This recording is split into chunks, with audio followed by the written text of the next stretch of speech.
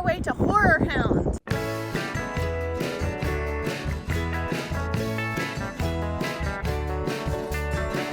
It's a convention. It's a Sharonville Convention Center, and we are so excited to see all of the craziness that we're about to see. Hi, I'm Brooke. And I'm Brad. And together we are We Love Horror, and we went to HorrorHound.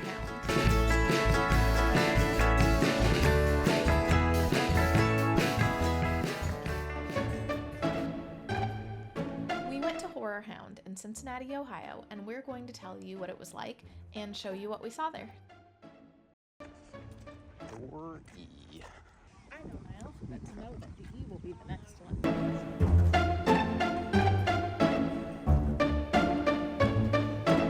I mean, I think it was really neat to be around other number one horror fans, but just around people that just love like movies. Listening to a lot of directors was really neat too, and also the cast of many movies. So it's just people that love movies the way we do. There's a certain kind of energy to the room when people who like all of that come together. You got like just a merch box, like a mystery box. Oh, that's cool. They're also selling horror boxes, and we did not buy one. We should have, because we could have opened it right here. I totally forgot. I meant to go back to buy one just so we could unveil it here, but and it was a mystery. You didn't know what you were buying. It was a mystery box, so yes. It's kind of risky. You could get something stupid, but I bet they weren't stupid things. I bet they were good things. I bet they were great things. Look how gross that is. Oh, I know. That is gross. We are hiring if you want to get paid. Oh, really? The Dent Schoolhouse is a local haunted attraction in the Cincinnati area. Brooke and I actually went there a few times, and we actually filmed, which is a video that will be uploaded at some point. So they did a good job dressing up and just being scary. One of the workers there, actually, she was talking about like some of her stories about when she was in costume. Like, she said that she actually does kind of get hit sometimes. A little kid punched her, and various things have happened like that over time. But I thought it would be really fun to work in the haunted house. Mm-hmm. She met her doppelganger. Yeah, so you have to tell which one is me. Right away, and then I turned around and it was like, whoa. I come out of nowhere sometimes. I'm sneaky like that. You coming this year? Yeah. Remember, bring me a pumpkin. Oh, yeah. Oh, really? Okay.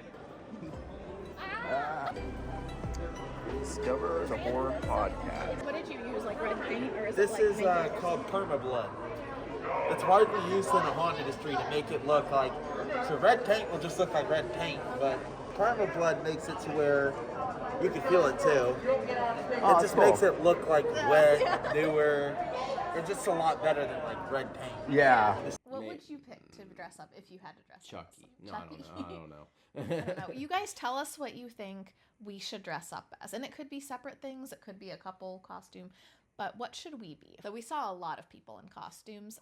What's this guy? I forget now. He was the Strangers. You remember the Strangers? Oh, yes. Okay, we watched that movie. I don't know if you've seen it, but The Strangers, it was so creepy. And one thing I love about his costume is that it's very simple, but it's creepy because it's like you're a regular person, but you're not.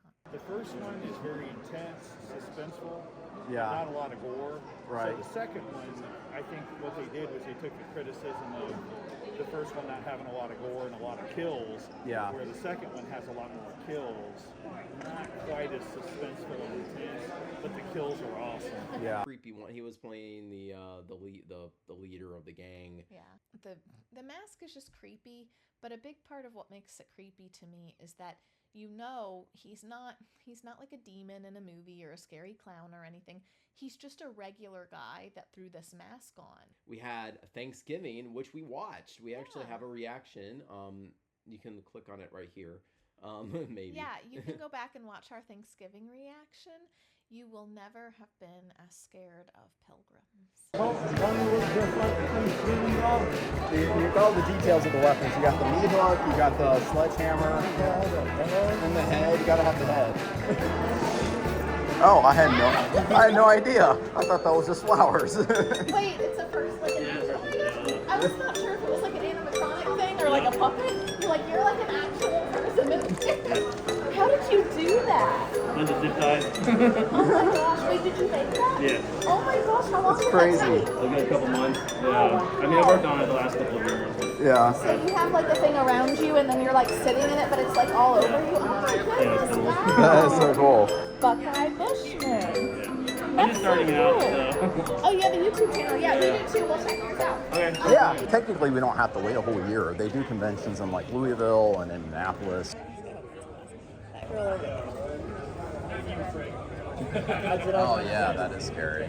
Gregory W. Brock and Austin Rutherford are making a movie called The Last Sleepover. And while we were at HorrorHound, we got to meet the character, their original character that is, I guess, going to come in and kill everybody at the sleepover. Oh gosh, that's exciting. Hey Brad, I'm making a movie. When are you starting? Oh, nice. A week from Monday. Week from Monday? Oh, okay, cool. This is it. We can look it up. It's called The Last Sleepover. And so is this like the real thing? That's great promotion. And she was really spooky. In fact, we didn't know that it was part of a film or that we would meet the filmmaker or anything. I just saw a creepy costume and walked up and said, "Hey, I really like your costume." Do you make this here? Yeah, actually in Louisville is where we're shooting this, in New Albany, Indiana. That's exciting. Yeah, the killer, or the actors don't even know who the killer is, so. Really? Yeah. So do you give them the script and you just don't have like the end? Third act, they don't have. Oh, really? Okay. That's exciting. That's a really good idea. Yeah. I'm excited. Thank you. Brooke is really good about just going up to anyone in a creepy costume and just saying, "Hey, you got a really creepy costume." She will just do that to anybody. If you ever see us out on the street, she might come up to you and say, "You have a really creepy costume." And then you'll say, "This is just what I wore today."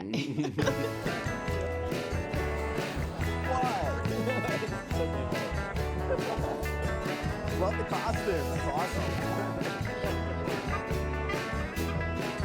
A lot of our time was listening to panels. So one of our first ones was the Evil Dead cast. And I think it's in here with us now.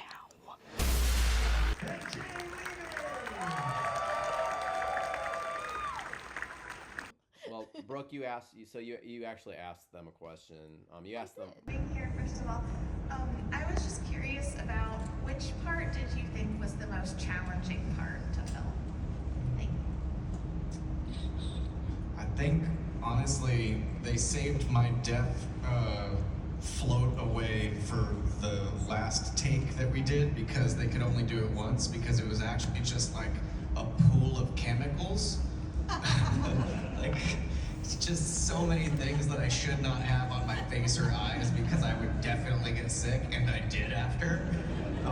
Then they said Fede was like, just float in it for as long as you can. Just don't breathe for as long as you can. We took like a minute of that, and then I got sick. That was the most challenging that I had to do. I released something from that book. I did, because sometimes when you see movies, you think there's a scene that you think looks like it would have been hard, but maybe it's not. And then there might be a really simple scene that they had to do over and over and over again for some reason. So I was curious about that. They all kind of had different answers. I would say probably the blood rain sequence because that was 2 weeks of work. I was the only actor except for Randall, who was this very tall man who played the Abomination, which they like digitally put my face on his face. But it was 2 weeks of night shoots in blood rain every single take in winter, and it was hard, but it looks really cool. I remember the dog dying, and they couldn't like get the dog to stay still or whatever. So they brought this really gross, wet, like molting, maybe taxidermy dog, possibly. Brooke has not seen any of the Evil Deads, just so you know. So we'll probably react to those at some point. I don't know when. But she actually asked this question without knowing anything about the Evil Dead, except for maybe things she's seen in these conventions. I just wanted to go up and ask a question because it was fun to get to like ask them something. It was. I was just excited, y'all. I wanted to get up there and be like, let me ask something just so I can feel like I'm... The first one I remember doing that really shocked me was when I projectile vomit all over Jessica Lucas.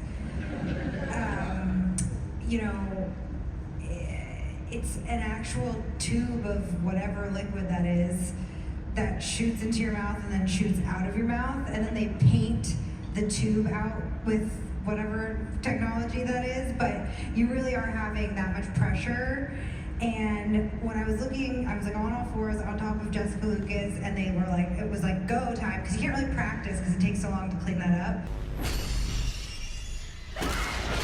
So you have to shoot the practice take, and it was like painful, but also just like I was waterboarding her, and I was I felt like I was gonna faint. It was so intense, and I was like looking at her drowning, and I was like, holy fuck. But there was so many, like I remember after I say you're all gonna die tonight, and something happens with the windows and there's a shotgun. I'm like laying on the ground, and they wanted the shotgun to be smoking, like it had just fired, and that was me smoking a cigarette. I was talking to Bruce. I was at Comic-Con with him in Seattle last weekend, or 2 weekends ago, and he says he's retired, Ash. So it might need some convincing from him. Said she did steal something from set, but it was something, I can't remember what it was. It was some kind of weapon. I thought it was a chainsaw. Yeah. Yes, it was a chainsaw. Well, that's like really cool. And she's Australian, and someone in the audience was like, how did you get a chainsaw on the plane? Yeah. But I loved seeing her because she had just had a baby, and she was trying to answer questions, and she kept being like, I'm sorry, mom brain, I'm like blanking out, and I was like, yes. Yeah, I don't know you, and you're a celebrity, but it's like we're the same person right now. Gonna get you, not another piece.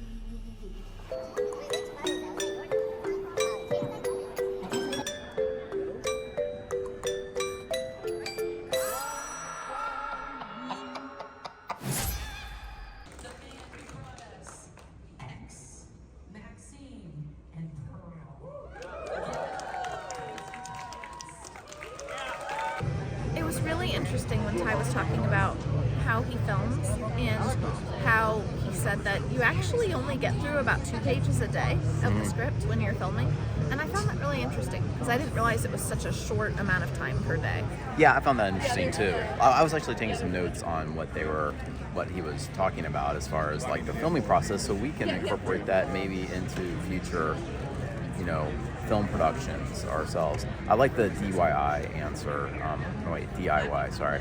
Do it yourself. DIY, yeah. About color coding your sheets so you kind of, or your shots so that you kind of know to make sure you get all the close shots and don't like skip something. That was really good. That was really good. I have not seen Pearl yet. Have you? No. We need to watch that. We'll probably watch that together at some point. He said there was a shot of her doing a monologue that was like 7 or 8 minutes long or something like that. And so they had to get it because if anybody sneezed or she messed up or there was something wrong with the film, she would have to start completely over again. Yeah. What did you think of that? Like having such a long shot. It's a lot of pressure.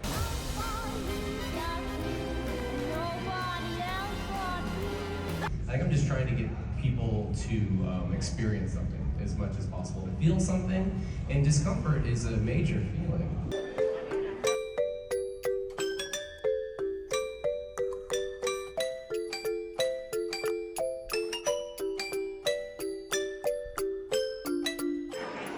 There's 3 of you! Ah, that's scary!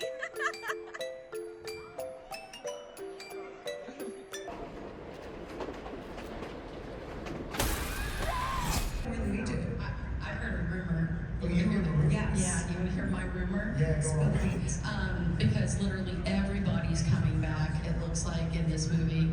I've heard the rumor that it's AI being used to stalk Sydney instead of phones, and that's why you get their faces back.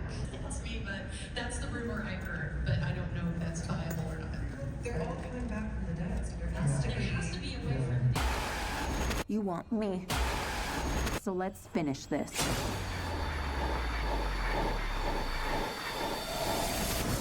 What did it feel like to be a victim of the movies?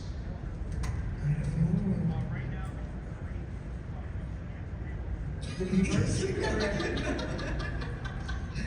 keep looking at you until you answer. Each other's like moral support. I feel like there was a bit of betrayal in mine. just because I was reading the script and I was like, this is fine, this is gonna be great.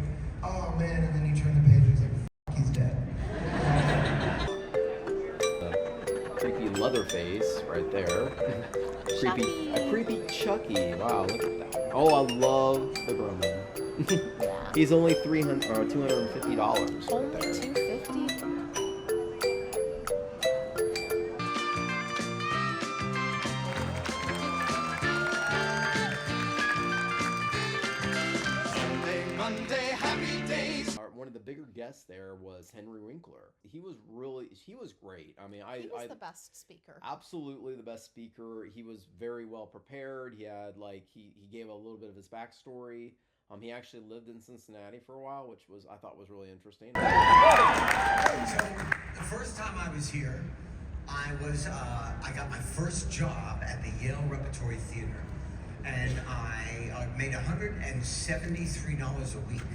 And I was so happy that I was earning a living, doing what I dreamt of doing. And then I got an offer to come to the Cincinnati Playhouse in the Park.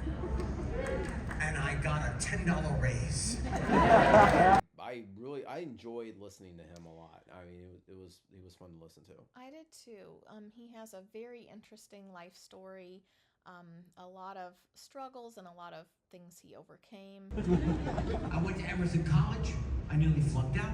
I taught my way back in. Then I applied, to the Yale School of Drama. Oh my goodness, I got in.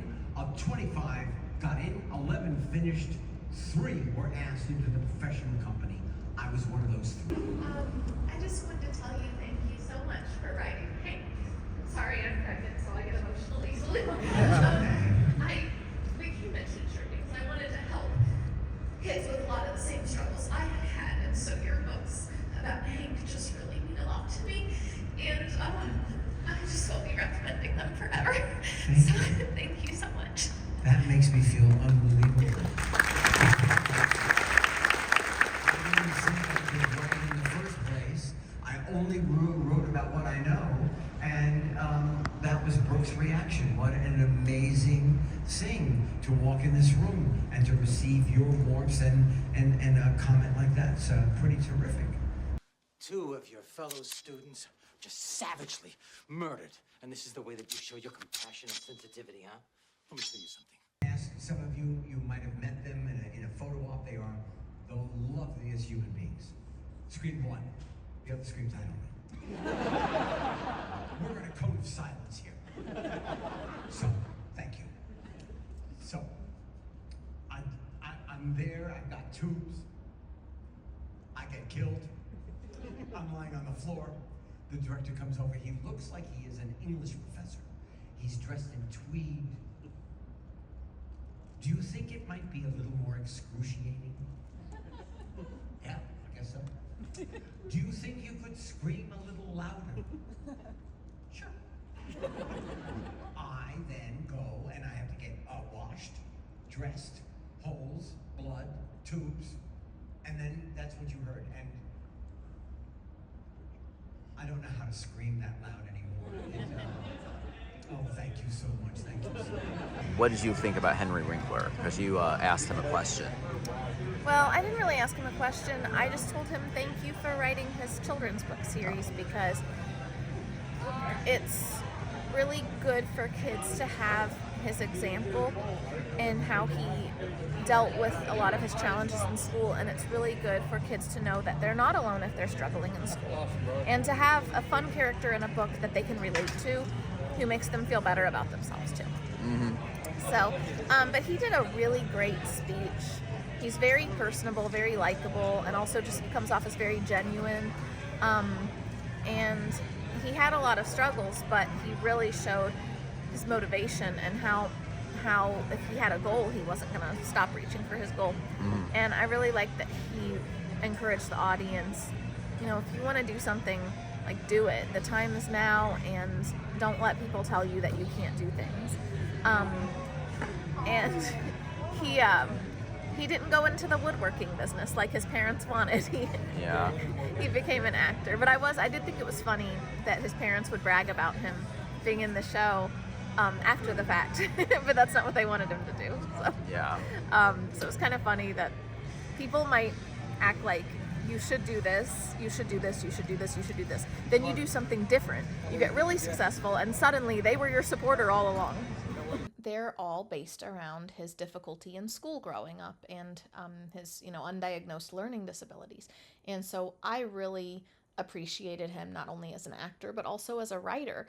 And so I went up and told him that his writing meant a lot to me. You always hear you should never miss an opportunity to tell someone how they've impacted you. A funny story he told that I thought was actually kind of brilliant as an actor is that when he started Happy Days, they told him, and then Fonzie goes up to the mirror and he combs his hair. And Henry Winkler said, I don't want to do that, because combing his hair, it's like, we're doing that to show that he cares about his looks and that he's the cool guy and all that. But do we really need to show that? And so what he wanted to do was he wanted to switch it up a little bit. And they told him, no, just do it the way we told you in the script. But he did it anyway. So what he did was he went up to the mirror and he took out the comb, and then he just went like, hey, I know I look good. I don't even need to comb my hair. And it was brilliant, and it worked, and they kept it in. And I thought that was so cool. And I used A because it reduced a lot of letters to one sound. Hey, I'm hungry. Hey, look at her, that she's beautiful. Hey, don't you mess with me.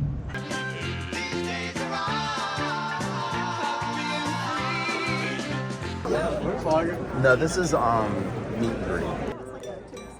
I know.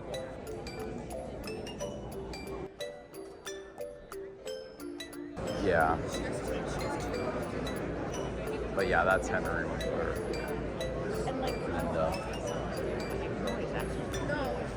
If we had taken the time and spent the money to meet any of the celebrities, like one-on-one, face-to-face, who would you have picked? Well, I guess Linda Blair, since that's the one we didn't talk to. No, I would actually ask her, how has being in that movie, shaped you, impacted you? You're gonna die up there. Isn't she the one that said, she wanted to be, in Disney movies or something like that, but instead she's, forever tied to horror? Well, I knew they wanted to cast someone that had that Disney look. Yeah. That's who they were going for Innocence, and they wanted that Disney look when they casted for The Exorcist. Yeah. Okay, so Linda Blair as a child looks very wholesome, clean-cut, cute little girl. Is there someone inside you? Sometimes. And I think I remember reading that she went into acting wanting to be, more like Pollyanna or in Disney movies or something. But instead she's forever tied to horrifying things. In here with us. So I would want to ask her what was that like to kind of grow up under the shadow of all the horror things? Yeah, and they had her say some pretty R-rated things when she was possessed. I forgot that. What an excellent day for an exorcism.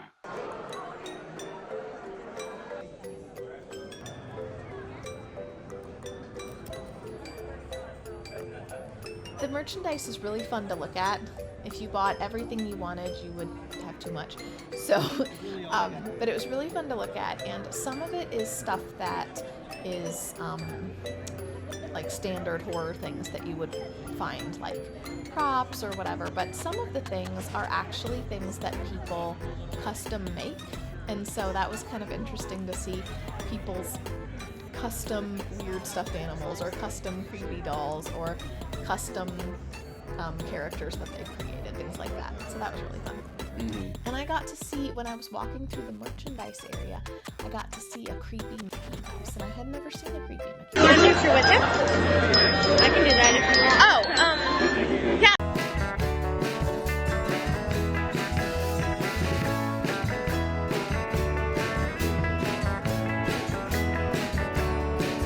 How much does that weigh?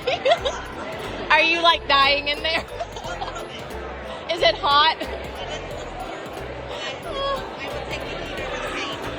That's amazing. Did you make it? Yeah. Oh my gosh, you did? Yes.